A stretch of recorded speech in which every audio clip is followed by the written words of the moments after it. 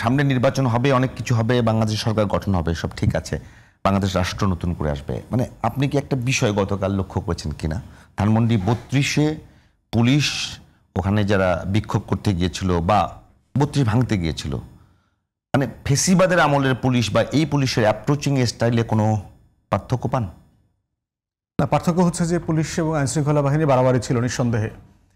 কারণ হচ্ছে যে 32 এমন কোনো প্লেস না যেটাকে রাষ্ট্র গণ অভ্যুত্থানের পক্ষে তাকে টিকা রাখার জন্য প্রোটেকশন দিতে হবে, এবং এটা টিকা রাখার জন্য দিতে হবে, রাষ্ট্র একটা প্রোটেকশন দেবে, রাষ্ট্র যে কোনো কিছু প্রোটেকশন দিতে পারে, কিন্তু অ্যাপ্রোচিংটা না, ওইটা দেওয়ার প্রয়োজন নাই তো। কারণ হচ্ছে যে এটা সরকারকে, গণ অভ্যুত্থানের পরে গঠিত সরকার এই ধরনের যাদের বিরুদ্ধে গণ অভ্যুত্থান হয়েছে, যেই কাল্ট, যেই পূজার যে রাজনীতি, দেবতা তৈরি করবার যে রাজনীতি আমরা গত 16 বছর দেখেছি, এই কাল্টগুলো তো ভেঙে দিতে হবে রাষ্ট্রকে, যদি তার গণতান্ত্রিক রূপায়ণ করতে হয়।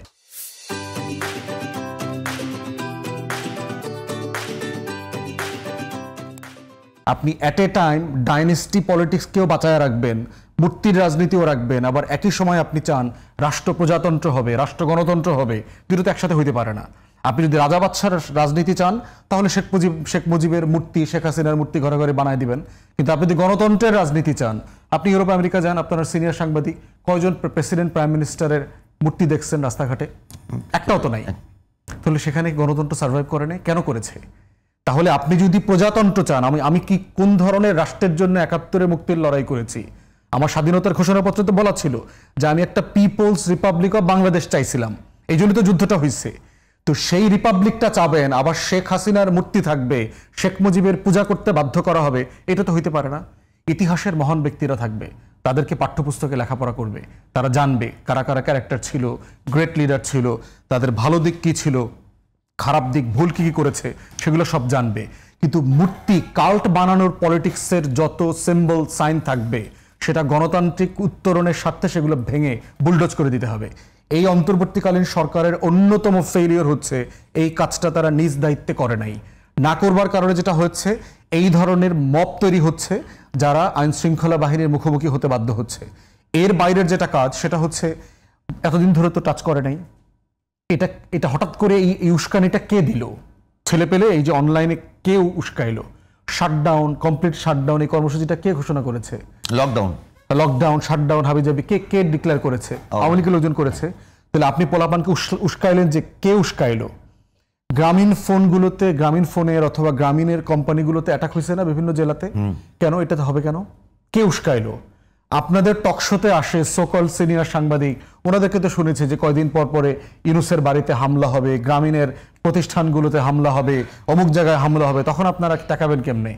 এই উস্কানিগুলো তো আপনি ইয়াং জেনারেশনকে আবার নতুন করে উস্কানিতে পড়তে বাধ্য করছেন।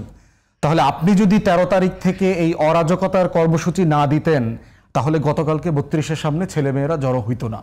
তাহলে বুঝতে হবে যে কোন কনটেক্সটে কি ধরনের গণতান্ত্রিক উত্তরণের লড়াই থেকে আমরা গত বছর উঠে আসছি। সেই লড়াইয়ের প্রেক্ষিতে এই ধরনের ঘটনা খুবই স্বাভাবিক। এর পুরো দায় অন্তর্বর্তীকালীন সরকার এটা আগে বুলডোজ করে নাই, এটা তার দায়িত্ব ছিল। এটা বুলডোজ করে শহীদ পরিবারকে বাড়ি করে দেওয়া দরকার ছিল, 1400 শহীদের বাড়ি করে দেওয়া। ইকুয়ালি দেখেন, আপনারা মনে থাকার কথা, খালেদা জিয়াকে তার বাড়ি থেকে এক কাপড়ে বের করে দিয়েছে না? সেদিন গণমাধ্যমে, সুশীল সমাজে, বাংলাদেশ রাষ্ট্রে তো এই মায়াকান্না আমরা দেখি নাই। খালেদা জিয়া তো স্বৈরাচার ছিলেন না, অগণতান্ত্রিকভাবে রাতে ভোট করে 16 বছর দেশ চালান নাই। খালেদা জিয়া তো হাজার 5-6 হাজার মানুষকে গুম খুন করেন নাই। তাহলে 32 ভেঙে দেওয়ার প্রশ্নে এত মায়াকান্না কোত্থেকে আসতেছে? খালেদা জিয়ার বাড়ি থেকে বের করে দিয়ে এক রাতে যে বুলডোজ করে দিল তার 40 বছরের বসতি, সেখানে ব্যাপারে এত কান্নাকাটি তো আমরা দেখি নাই। তাহলে প্রশ্ন হচ্ছে যে আপনি কোন ধরনের রাষ্ট্রের জন্য কাঁদবেন আর কোন ধরনের রাষ্ট্রের জন্য কানবেন না, সেটাও কিন্তু ন্যারেটিভ ঠিক করে দিচ্ছে, বয়ান ঠিক করে দিচ্ছে। তো সেই জায়গাতে আমরা বোধ করছি গণ অভ্যুত্থানের লড়াইতে যে আকাঙ্ক্ষাটা ছিল, এই আকাঙ্ক্ষাটা আমার মুক্তির লড়াইয়ের আকাঙ্ক্ষা। এটা 71-এ স্বাধীনতার ঘোষণাপত্র এই আকাঙ্ক্ষা ছিল যে আমি একটা জনগণের রাষ্ট্র বানাতে চাই। সেই রাষ্ট্র বানানোয় যে ফেইলিউরগুলো আছে, সেই ফেইলিউরের হিস্সা আমাদেরকে বছরে বছরে কড়াই গন্ডায় এখন দিতে হচ্ছে। এবং সেই জায়গাতে আমরা বোধ করছি আইনশৃঙ্খলা বাহিনীর আচরণ ডিসপ্রপোর্শনেট ছিল, বাড়াবাড়ি ছিল। এইভাবে গণ অভ্যুত্থানের পক্ষের ছেলেমেয়েদেরকে মারধর করা, শত শত ছেলেমেয়েদেরকে তারা পিটা আহত করেছে, এটা খুবই দুঃখজনক ছিল।